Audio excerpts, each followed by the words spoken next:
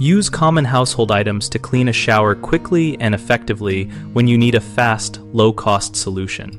Start by mixing equal parts white vinegar and warm water in a spray bottle to break down soap, scum, and mineral deposits.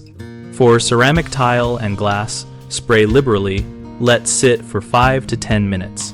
Then wipe with a microfiber cloth or a non-abrasive sponge to avoid scratches.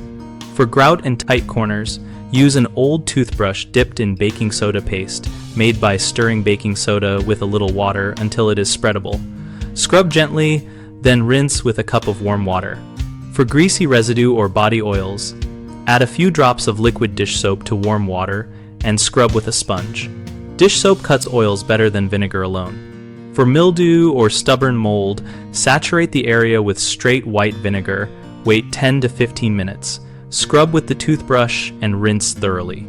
Ventilate the bathroom and wear gloves if you have sensitive skin. After cleaning, squeegee or towel dry surfaces to reduce future buildup and store the spray bottle and toothbrush together so you can repeat the routine weekly. People often scrub too hard and damage grout seals, so use soft brushes and moderate pressure and recalc if grout is failing. Another common issue is not rinsing thoroughly, so residues from vinegar or baking soda leave streaks. So always rinse with a cup or more of warm water and wipe dry. Finally, many try to treat heavy scale as a quick job and get poor results, so allow longer dwell time for strong deposits and repeat treatments over a couple of sessions if needed. We run bighomeprojects.com to help homeowners find trusted local contractors and to give contractors a place to find work and connect with clients.